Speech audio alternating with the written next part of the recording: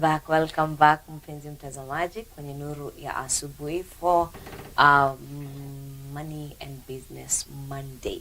Tuko hapa naye one and only Miss Bilhah Muhoro, who is a registered expert with the NEMA, and she's here to help us understand more on matters when it comes to being a NEMA expert, because today we are talking about money and business. You can actually make a business from this. You can actually make money from this. You can actually have employment from this. And so that is our focus of today. The topic is NEMA experts and their roles. And karibu tena. Asante. We are glad to have you. Thank you. So when we come to matters now, being a NEMA expert. So umetuelezea hao ni nani na kila ambacho wanafanya in details. But sasa mtu akitaka kukua NEMA expert ama kufanyika NEMA expert, what will you do? One, you must be qualified in terms of academic. Yes. Okay. So siwezi toka tu kunikuja Emily Wanja right here from Mizpah. Yes, you can't come from anywhere. Yeah. Alafu useme tu you just want to be an expert. Of course, kuna limitations to that. Okay. And the qualification demands that you, as I stated earlier, you unafaa kuwa na environmental impact, qualified environmental impact assessment. You can do it as a short course, ama you can do it as part of a broader course, for example, environmental science. For those who have pursued environmental science, there's a unit for environmental impact assessment. So you don't have to do a short course. But if you have done another environmentally related course, and you want to venture into expertise, NEMA expert, to be registered, you can pursue a short course, environmental impact assessment. Most high institutions, they offer that course. Yes, most Kenyatta University, Egerton, most institutions, they offer that course. So you can enroll one, you get your papers on environmental impact assessment and environmental audits. Once you have that paper, you must have the two. Impact assessment and the audit. It's actually one. It's called one. environmental impact assessment and audit. And audit. Yes, it's one course. So once you get that paper, you can work under someone as an intern for some time. After you work under someone, that itakusaidia tu ku get the concept ya ku develop reports. Usingie useme you are a professional with zero knowledge ama with just book knowledge. You can work under someone, or you can liaise with someone. You can choose to work with someone. In that, you can get your own projects. They guide you through how to do it before you get your license. Because once you go to the licensing, kuna 3 categories. One, you can register a company that can be licensed by NEMA. So you can work as a company. Number 2, you can become a lead expert. And number 3, there's an associate expert. Here is the difference. Your firm is obvious. For a company, it's obvious. It's a company. And then the lead expert are the people who have been in the industry for more than, let's say, 10 years. Or the people who did not just stop at bachelor's degree, they pursued the masters and the PhDs. Those ones, to become a lead expert, you need either a PhD and 5 years experience, or you need a bachelor's and 8 years experience in the field. That is to become a lead. To become an associate, you need a bachelor's degree in environmental science and 5 years experience, and then you become associate expert. For the people who want to come in, hakuna restriction ya ku practice for as long as, let's say, you have someone like me. Let me use my example, me. And you're working with me, you'll still have the authority to sign reports. You'll get your registration, but your licensing will come later. Previously, easy rules zimekuja sai, zimekam 2023. Actually, they have been effected in 2023 for the 8 years experience and the 5 years experience. Previously, you would register and get your license within 2 years as an associate. And then you would do it for 5 years working under someone, and then you get the lead. By working under someone, I don't mean you're reporting to someone.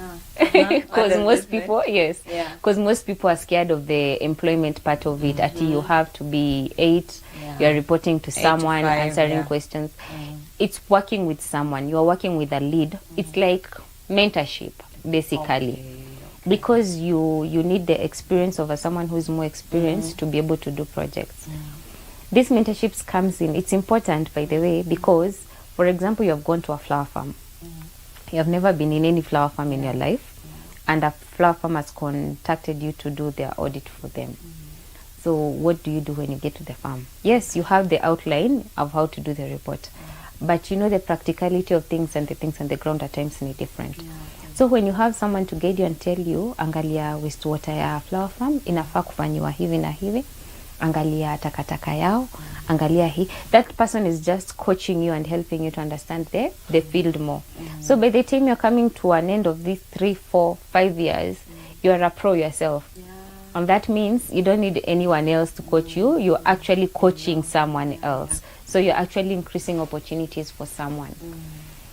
Yes, it's a process, but it's a do I say a department that has not been fully exploited, or people get in and just give up on the way, which we should not. Because or people give up before you finish 5 years, 8 years. Yes, actually most of the time utapata, especially ladies, let me talk to ladies, utapata it's a very competitive industry, but it's not really competitive. I usually say the sky is broad enough for each bird, and not two birds will collide. Hakuna ndege mbili who collide. The same with the industry. It's broad enough for everyone. Like we only have 10,000 registered experts countrywide. It's only 10,000. So, and we have over 100,000 companies. We have over 100,000 farms. We have over 100,000 developers. So the industry is broad, but people give up along the way because of this thing called experience. It's just a little patience. And once you are there doing it, time flies. You don't even realize it. Yes. Okay. So when it comes now to the registration, when you get to have that registered number, how long will it take? Maybe you're from the uni and then bado napata your experience 1-to-1. It take how long do you? Kwa I believe you're insisting that you have to have a registered number. Registered number is immediately. Is immediate? Oh, just after. Yes, yes. You can go to uni. You can do your EIA. Once you have everything, you go to the website. The EIK. It's our body. It's the regulatory body. Your NEMA experts. Okay. So it's the ones that inangalia, are you qualified to be an expert? So you can register with EIK, you pay a fee, and then you get your registration certificate and you get your number. That is how it starts. And then you can proceed to register with NEMA, the NEMA itself, now the body. You pay a small fee also, and then you get the licensing part of it. So registration, even if you're just from campus, you can just go online and register. It's an online process. Oh, it's an online process at Yes, least. yes. And now what kind of projects do you guys get to deal with? We get to deal with all projects. Personally, I get to deal with all projects. I do audits. I do impact assessments for residential developments, commercial developments, hotels, quarries, flower farms. I've done for reservoirs, for boreholes. It's anything that needs NEMA licensing. I am qualified to handle it. Okay. Yes. Now coming to help the one who is watching, akukose mtu ana borehole mahali pake, all those things, all the projects that you get to deal with. So could you tell us, per each project that you get to deal with, ndio mtazamaji wetu aweze kujua, this is what is needed by NEMA, so that as an expert ni ukikuja ama huyo mtu ambaye atasoma ikue at least anajua what they're doing. So let me start with a borehole. Okay. A borehole project is a very simple project. It's categorized, if it's a community borehole, it's called what, low risk project. But if it's a private, it's a medium risk project. Sorry. So for low risk projects, we do something that is called summary project report. Okay. A summary project report is processed within 5 days and you get your licensing. So if you have a borehole, if you want to drill a borehole, because NEMA comes in before you actually do the work. If you want to drill a borehole, the first thing you need to have a hydrogeological report, hydrogeological survey report. That one is done by a registered hydrogeologist. Wait, okay. A registered hydrogeologist. I will not repeat that. So the hydrogeologist is registered by their body. They also have their own body, the same way NEMA has the EIK. Once they do the hydrogeological, they identify the place where you want to drill the borehole, they get the coordinates, and then NEMA goes in. We assess the area as usual. We check the neighborhood, we check the environment, we check whether it's okay to have a borehole there. And then we do the summary project report. That one should take at least 5 days if you're doing for community. If you're doing for private, I'm a private person and I want to do that. That one should take at least 28 days, depending on the county. The licensing part will take at least 28 days. After you've gotten that one, now the drilling comes. You get the Water Resource Authority permits. There are quite a lot of permits in the process. Once you get the Water Resource Authority permit to drill, you do the tests, pumping, you do the water analysis, and then you get the completion report. Once you get the completion report, that means your borehole is well drilled, it has pumps, and it is functioning. Now it's up to you to do the external work that you need to. For example, another project I take, the very basic one, residential come commercial developments. By come commercial, I mean mtu amejenga ghorofa 6 alafu hapa chini ameweka duka ama ameweka hoteli. It's both a residential and a commercial. Yes. So for that one, first we need the designs. Designs are done by architects. I'll start with that. And that design is what I will use as a NEMA person to analyze the kind of building that is going to be established, the proposed project. Once I get to see the designs, nione iko na ghorofa 6, nitaangalia kama wameweka kitu kama septic system. If they don't have a septic system, they probably are using the sewer. For example, the Nawasco sewer. Let me just use for Nakuru.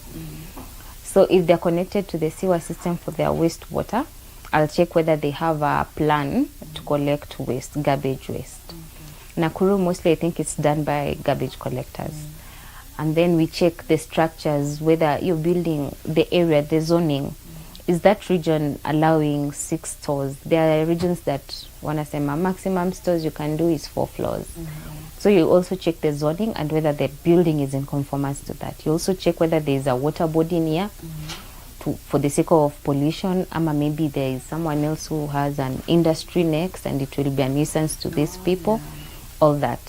Basically, you check all that and then we do the report. Once we have the design, we do the site visit. We collect opinions za neighbors. Hiyo ni basic. Lazima kuwe na public participation. Once we do that, we develop the report. We submit it to NEMA. Once the report is submitted to NEMA, now this is the difference. The expert does the report. NEMA reviews whatever the report is written, whatever report it has, the people in the office. So once they review, they can either raise issues. Maybe I did a report and I left a part. NEMA will not license until I address that part that was left out. Or they can review na waseme iko sawa, so they issue the license for that one. That one is for the residential. You get your license and then you proceed with other departments kama National Construction Authority. Ndio wanze kujenga. Plus kanjo. Hizo zingine zote zina fall hapo tuko hiyo category. And then I do an audit. Audit nilikuwa nimesema ya shamba. So you need to check different things. Basically kama kwa flower farm, ama maybe you have an industry, like a small company. Maybe you are baking breads, ama you unapack unga. Mostly NEMA itakuja kuangalia hygiene standards. Na kama uko na plastic waste pia tutaangalia tujue, do you have a license for those sleeves? Have you done exception for using the plastic ama something of that sort? Yes. Nice. So those are the basics. So kujenga si kwa kuchukua kuleta mawe, kuleta fundi. Kabla umwage mawe na fundi. I was thinking about what you're saying and I'm like, wait, how many times have I seen people just wakisema maybe they want to drill a borehole and they're like, nani unajua hapo hapo neighbor anaweza chimba kisima and all of that. So I think it is important. Yes, it is important. Actually, wale wanachimba na mkono, it's risky because kumekuwa na cases za collapse and all that. And then what do you do? Okay. So in identify, because if I'll need to source for you, so how will I get to identify a fake from a real one? That is simple, but it's not simple for everyone. One, all registered experts, anybody who's calling themselves a registered expert, their name is in their website. NEMA website, if you go to NEMA website and you search for registered experts 2023, it will give you a very long list, Excel list. They are registered and licensed. You said they are almost 10,000. Yes, almost 10,000. But you can imagine not everybody renews their license every year. So utapata maybe out of the 10,000, we have like 5,000 who have renewed licenses this year. Or something of that sort. I don't know. I don't know. Yeah. So you can go to the website. You can, if you want to verify if someone is registered, you just go to NEMA website, nema.co.ke, and then you search for registered experts, and then it will give you the list. Registered experts also have a registration number. They are lead experts and they are associate experts. So you should be able to know whether he's a lead or an associate. Okay. Yeah. And if I want to source you between the lead and the associate, how do I get to know huyu kazi hii yenye nataka kumpatia ni ya lead, hii ni associate? Actually, hakuna difference because the associates have been in the industry for 8 years, but they have never thought of applying for lead license. Oh, okay. So ni mtu amekolea kikazi lakini hajataka kupasu the lead title. Doesn't really mean hataweza kufanya kazi, ataifanya tu. But the leads ni wale wa mtu amekaa kwa industry, maybe amefanya masters yake, so amekuwa na a higher advantage than an associate. So aka apply for the lead akapata. Mwingine maybe alisoma akaenda mpaka PhD, they had the time and the resources. They decided, environment impact assessment, let me register, and they registered. So I think it's more of examining the work that people do, examining their professionalism, examining diligence. I call it diligence because it comes with the way you deliver work, and that's what we really need. We need people who can actually say, I will do this in 10 days and actually deliver in 10 days. Yes. So if you're sourcing for someone, you can find out their diligence. You can hear the way they communicate. Yes, and you can even, we are all over and people know us. Okay. Yes. For me, I have got you. So, Mr. Itaji kwenda kwa website. It's already done. And so now coming to the part of maybe I want to get to Yama to source you. There's that difference of what wanauliza, maybe this person has an hour by themselves, and that is how the business comes in for that expert. So how does it benefit you as an expert? Najua ni kazi, but pia tunaweza taka kujua tumarupurupu hapa kule, is it a good business and all that? I can't complain. Let me start there. I cannot complain. But we don't have a standardized way. Ati tutasema NEMA rates for SPR is this amount. It really goes with personal rates and personal ability to deliver. Well, you can get someone who can do you an SPR, let me call it an SPR, a summary project report for 10K. And then this person will never give you a license. They'll just give you a report. You know. And then later on, you have to go looking for the license yourself because maybe the report they did had issues. The issues were raised in the office. The person never went back to confirm. Well, they are cheap, but the quality of the services are giving are also cheap. You see? Cheap is expensive. Yes, cheap is expensive. So you find yourself maybe going to someone else, please help me follow up on this. But you can find someone else charging you 20K for the same project, and that person will come to you with a report, and 5 days later will come to you with a license, and then you can proceed with your things. So maybe, I don't know whether it's a disadvantage or an advantage, because experts hatuna a standardized rate enye imewekwa ati you need to be paid this amount. It goes per person. Personally, nasikuji market. Most of my work has been referrals. I did something for someone. For example, I think I started back in 2016 as an intern. Personally, I started as an intern working under someone. Some of the people who came to his office and all that, other times he would give me jobs when there were many. Go meet this person, do this and do that. So the moment you do that, you also get to network. And then you do one job for one person, they impress. They have a friend who's also doing the same project. They give the contact. Actually, that has been the cycle for me.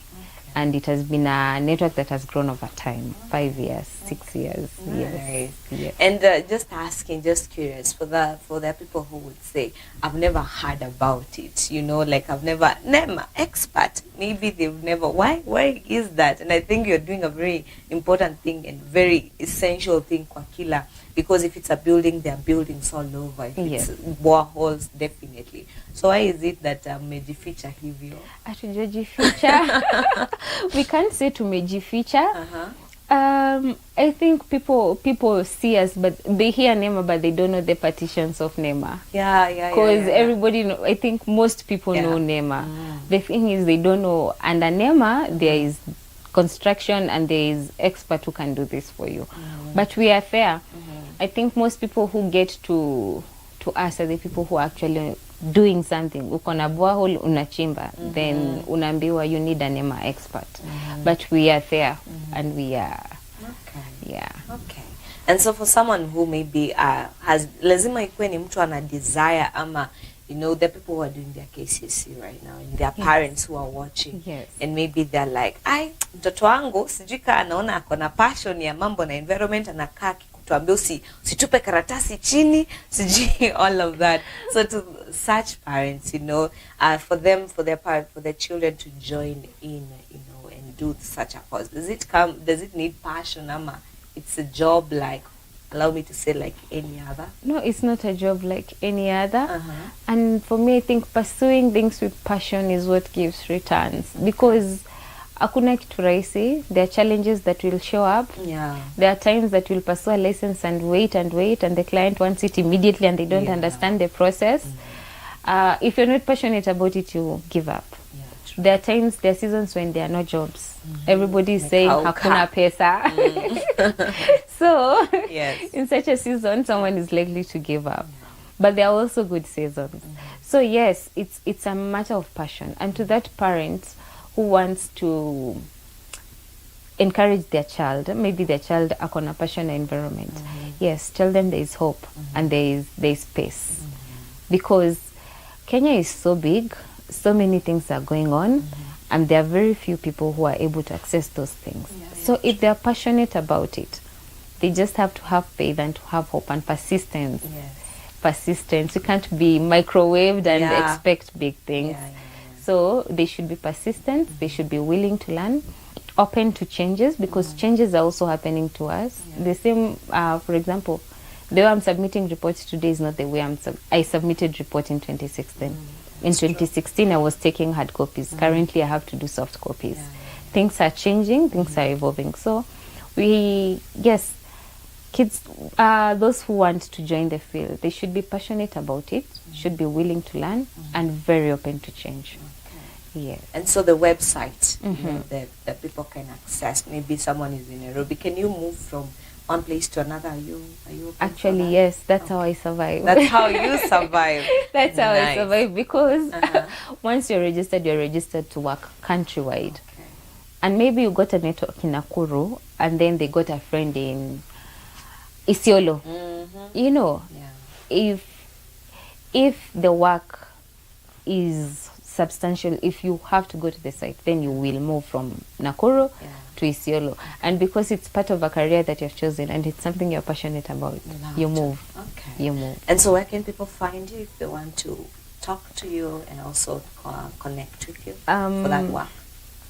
My number is, do I give my contact or? Yeah, you can. You can find me on 0735 529 745. Yes. Do you have an office people can find you at? I'm mobile currently. You're mobile. Just relocated, yes. Okay. Yes. But thank you so much for you. coming and educating our people all about the NEMA experts, you being one of them. I think we shall Pitisha, where's the associate size?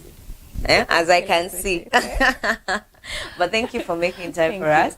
And I know now the one who is watching now knows better that this is a whole career, and even your child can also get this opportunity, and even yourself, maybe tu umekuwa ukiangalia uko passionate about watu kupanda miti. Do you also deal with that? Yes. Okay. Yes. Unapata every time you are saizi kwanza serikali ilisema imepatia chiefs your miti watu waende wachukue wapande. Sasa unapata tu you are driven to that. You can join in and make a career out of this. So thank you so very much, Miss Bilhah. Thank you. It was a pleasure to have you today. And so thank you, and keep up with Thank the you. good work. Thank you, Emily. Awesome. Okay. And so after this, we go for a break. But when we come back, King Rugongo is back. Tulikuwa tumemiss sana na amerejea, kwa hivyo we'll have a session with the updates about business, so make sure you are tuning in. And also we have some announcements that you need to know before we go, that our Apostle Jesse Karanja will be attending a pastor's fellowship this week on Thursday at the Deliverance Church Barnabas. So the service will start at 8 a.m. So kama uko maeneo ya Barnabas na wewe ni among the pastors in Nakuru and also within our country, you're free to join in for the pastors fellowship this week. That will be at Banana this coming Thursday. And also don't forget about, we're having a congress that will be coming up on for the 10th of this year, of this December 2023. And the host is Apostle Jesse together with Reverend Nugget, and they're going to have great men and women of God who will be taking us through that. So we take a break, but when we come back, MC Joseph Karanja together with King Rugongo continue with the business updates.